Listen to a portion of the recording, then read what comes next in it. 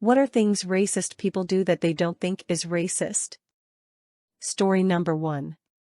I had a coworker when I was a manager at a major retailer. We were running a project that required third-party hiring. In the project team, there was a group of 7 people of color who rode together for work. Whenever I was around, they were hardworking and quick to listen. But whenever I was at a different location or off for a few days, the manager in charge of the group would brief me on how things went. Every time she would bring up how terrible, rude, and lazy the group was.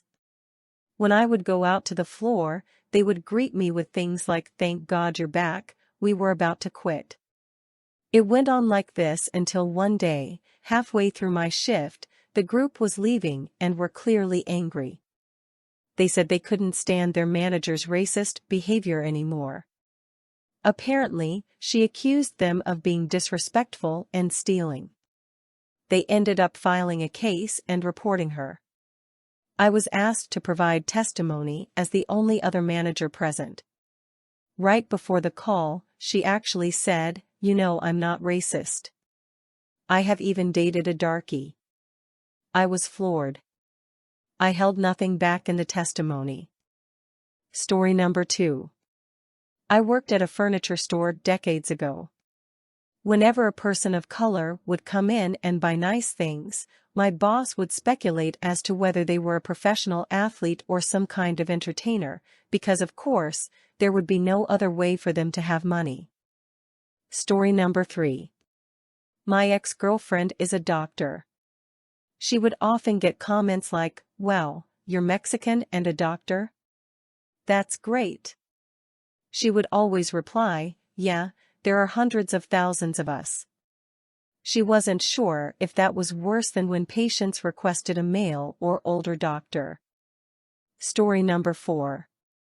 We had an Asian doctor who came in. The patient said, "I want someone who speaks English."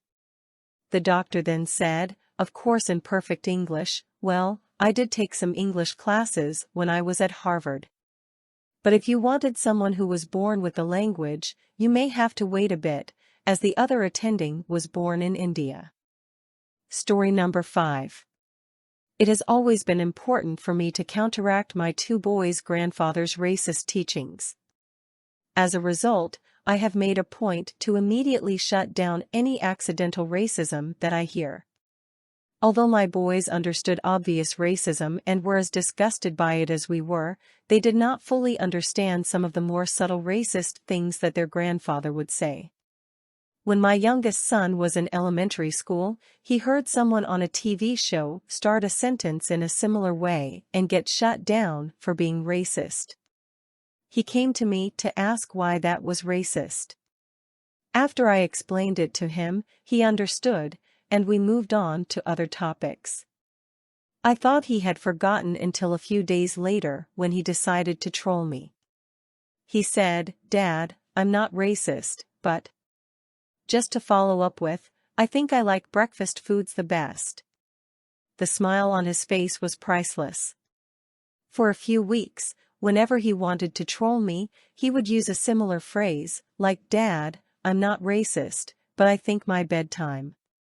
If you enjoyed the video so far, make sure to hit the like button, subscribe to my channel, and don't forget to leave a comment below to let me know what you thought. Who knows, you might just convince me that I'm not the only one who thinks I'm more human than AI. Story number 6.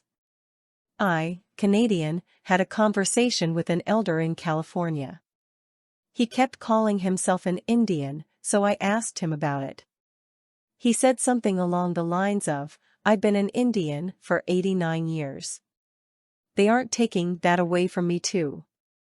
This took me by surprise, but I appreciated that he answered my ignorant question kindly.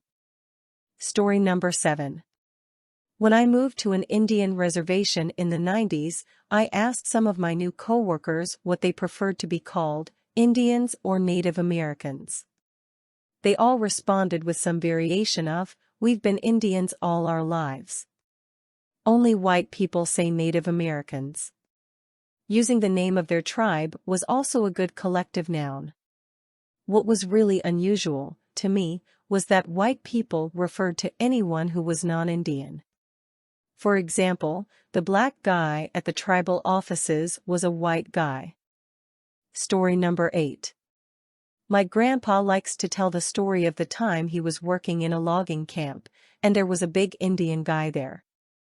They had some higher-up out inspecting the camp or something, and Grandpa was showing him around.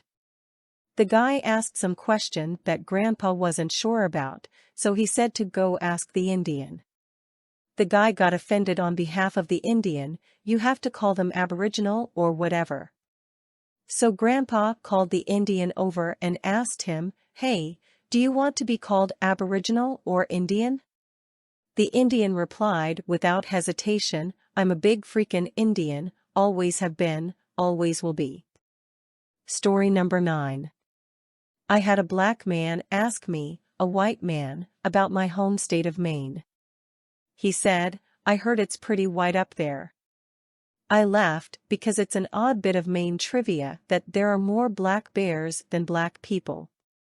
Although I think it has shifted to no longer be true as of the late 2010s, it was true at one point, which is crazy. But the look on his face was like, well, F. I had to follow it up with my other little bit of trashy Maine race trivia. The first public march of the KKK was in Milo, Maine, protesting white, French, Catholic immigrants. Yup, Maine is so white that the Klan had to protest other white people. My friends of various ethnicities find it hilarious how awkwardly people react to their mere presence, as if they've never seen a Jamaican before and suddenly decide it's the right time to show off their best Jamaican accent. Story number 10. I worked as a cable guy for 5 years and was involved in training some of the new people near the end of my time in that job. This meant that for a week or two, I would have a new hire riding along in my van with me. One time, I had a guy who, after being with me for a couple of days, decided to spend half a day ranting on and off about the gays.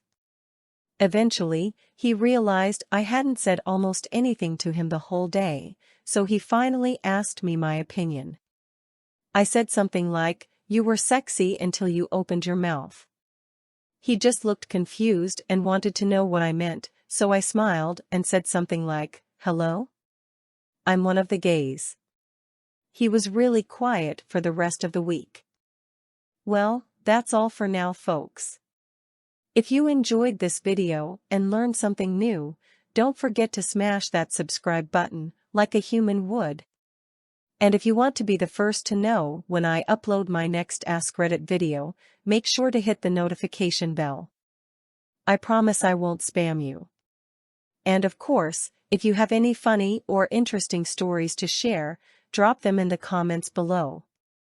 I love hearing from my fellow humans, viewers. Thanks for watching, and I'll see you in the next video.